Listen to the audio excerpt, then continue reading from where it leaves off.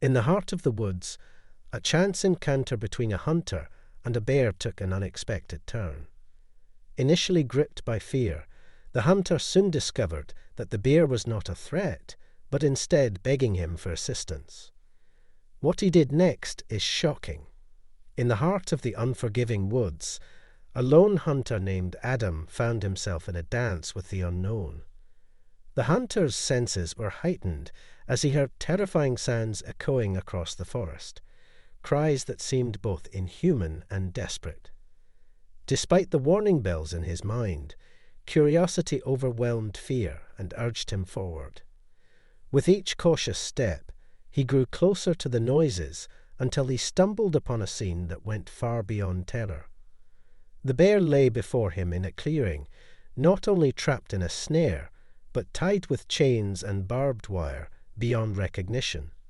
Every movement caused the bear to cry out in pain. The hunter's pulse quickened as he stood face to face with the creature. On any other day, he would have been thrilled to have the opportunity to hunt a bear, but what he was witnessing wasn't hunting, it was pure torture. The bear was pleading for help. The hunter set aside his initial apprehension. Ignoring the lingering fear, he carefully approached the distressed bear. Its labored breaths and anguished growls intensified as the hunter carefully surveyed the complex web of snares, chains, and barbed wire entangling the creature. It became evident that an act of kindness would not be enough. He would need to dismantle the gruesome trap from the ground up, which could take hours. As he attempted to draw nearer, the bear lashed out with a powerful swipe, a desperate attempt to protect itself from what it perceived as another threat. Then Adam did something shocking. He lowered his hunting gear and weapons, the only defenses he had, and placed them on the ground. The act of disarming himself served as a kind gesture, a promise that he meant no harm. The bear gradually calmed. The poor creature had met enough hunters during its life to understand that they were only dangerous if they held items in their hands, and this human's hands were now empty. Its eyes now held a glimmer of recognition, a silent acknowledgement of the connection forming between them. But this didn't change the fact that Adam was putting himself in danger. Any sane person would refuse to get this close to such a large, unpredictable beast, and yet he couldn't seem to resist. The man whom had taken up hunting as a pastime was now staring into the eyes of a creature that bore the scars of his sport, and it left him heartbroken. Working methodically, the hunter cut through the snare first, each strand resisting and unwilling to release its grip. The air was heavy with the scent of fear and the metallic tang of blood that stained the bear's fur. Every movement carried the weight of uncertainty and risk, but one by one, the chains clattered as they fell away. Adam then moved on to the barbed wire. Upon closer inspection, it appeared that the wire had begun digging into the bear's flesh. The animal's cries intensified as Adam painstakingly worked on removing each twisted strand. He could feel the bear's muscles tense with each tug and delicately moved through the wire, careful not to cause any further harm. The realization of the responsibility he had taken upon himself settled in, yet he could not bring himself to regret the decision. Finally, the last piece of barbed wire was removed, and the bear, now freed from its painful restraints, slumped to the ground. As Adam stepped back, sadness washed over him as he bore witness to the full extent of the bear's wounds. Its fur was marred by deep gashes. There were punctures where the barbed wire had bitten into its flesh, and the bear's limbs, once powerful and untamed, were bruised, swollen, and weakened. It was a stark contradiction to the wilderness that Adam had been romanticizing. Each cut he made had been a painful realization, exposing both the brutality of the traps and the impact of his own actions. The thrill of the chase, the satisfaction of a successful hunt, all of it now seemed trivial in comparison to the living, breathing consequences before him. Adam, now kneeling beside the bear, extended a hand, hesitant and filled with shame. "I'm sorry this happened to you," were the only words he could offer the creature. Though weary and exhausted, the bear responded by melting into Adam's touch. It was likely the only kindness it had been shown in a very long time. It took a few minutes before the bear was ready to move. Adam observed the animal struggle to rise, but waited patiently. He wasn't going to leave it behind to fend for itself, because other hunters would eventually come across the creature and not be as forgiving as him, and that was if the wild didn't get to the bear first. To his surprise, the bear trusted Adam and began to follow him back through the woods. As they approached his secluded cabin, Adam reached for his phone and dialed the number of a local wildlife clinic, pleading for urgent assistance. The clinic quickly dispatched a team to his location to assess the bear's condition. When the wildlife rescue team arrived, they immediately tranquilized the bear and carefully examined it. The team determined that it had likely been trapped in that agonizing manner for days, left to endure hunger, pain, and isolation. Infection had set in, and stitches were deemed necessary to prevent further complications. Without immediate intervention, there was a high probability that the bear could lose a limb. Together, they carefully loaded the bear onto a specialized transport vehicle and arrived at the clinic 30 minutes later. There, veterinarians and wildlife experts collaborated to provide the bear with the care it desperately needed.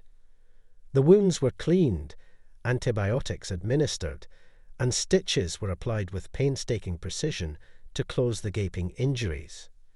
To Adam's dismay, after completing their work, the wildlife experts revealed an unsettling truth. The bear, they suspected, was not an isolated victim. Over the past few weeks, there had been several reports of other wildlife with similar, if not identical, injuries. These were acts of cruelty likely being inflicted by the same person, an individual who enjoyed causing harm. The revelation that other animals had been subjected to the same fate infuriated Adam. The anger that welled up within him fueled his determination to not only save this bear, but to actively seek justice for the crimes committed against innocent wildlife. The man who had entered the woods as a hunter emerged as a healer, and in that moment he promised to never let such atrocities go unchecked again. In the following days, the bear remained heavily sedated and under close observation at the clinic. Adam, now an unexpected advocate, visited regularly. He was told that without his timely intervention, the bear likely wouldn't have made it another 24 hours.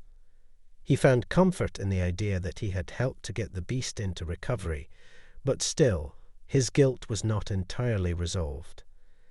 As the bear gradually regained strength, the clinic staff discussed the possibility of releasing it back into the wild once it made a full recovery. But Adam rejected this idea, stating there was no point in releasing the bear when someone was still terrorizing its home.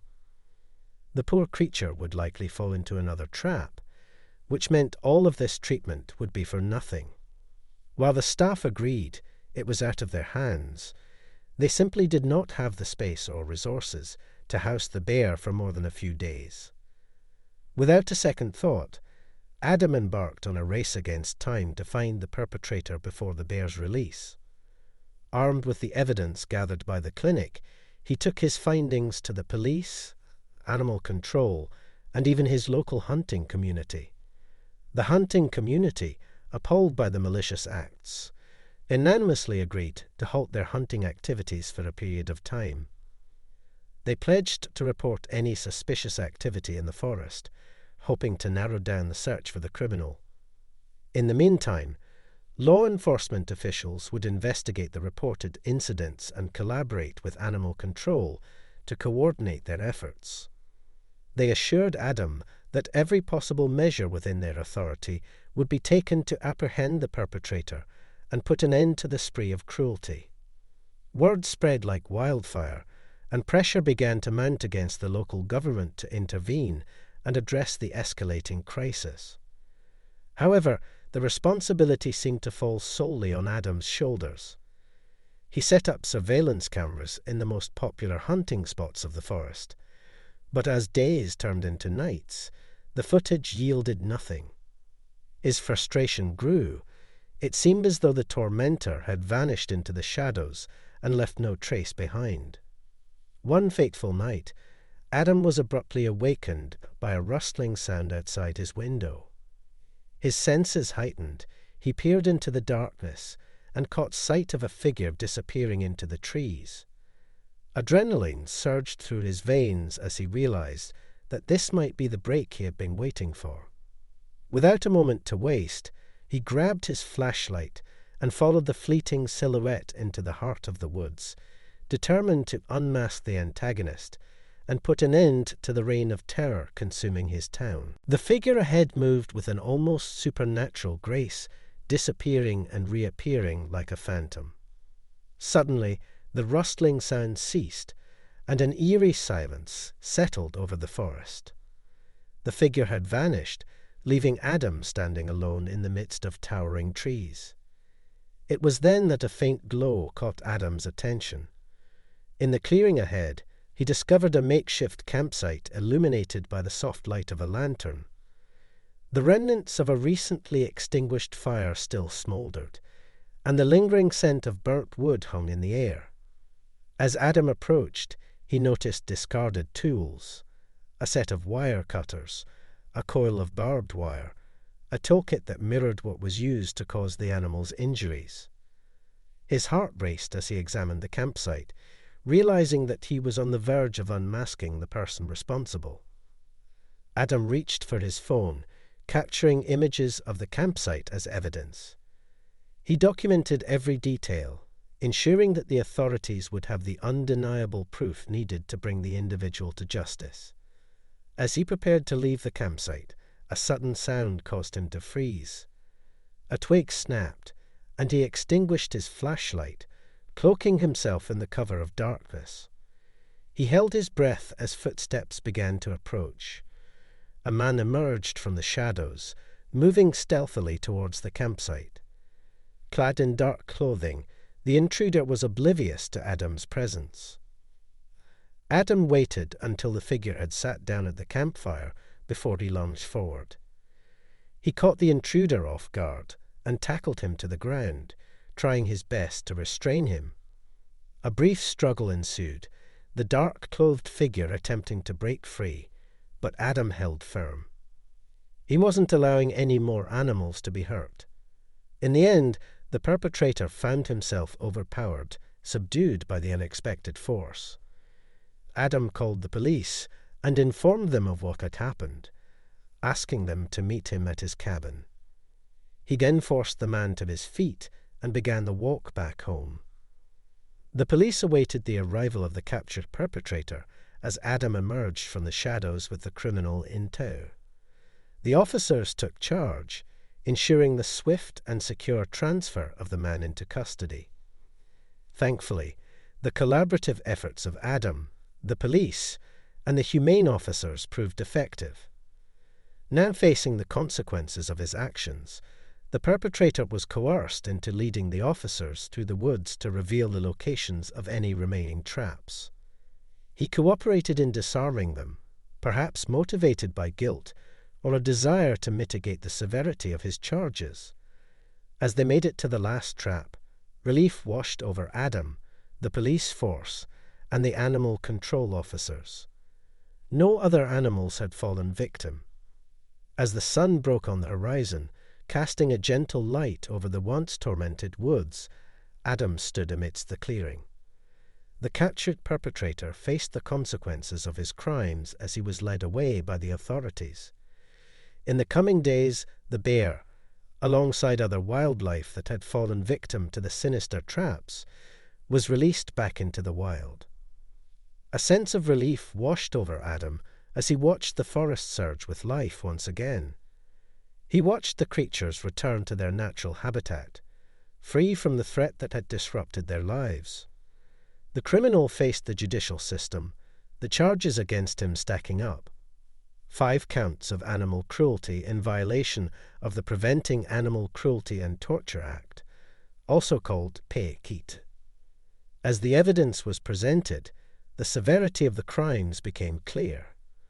The judge handed down the worst sentence he could: 7 years for each count, leading to a total of 35 years behind bars. In the coming months, the community rallied together to ensure that such evils would never happen again. A local initiative was born, advocating for the outlawing of inhumane ways of trapping and hunting.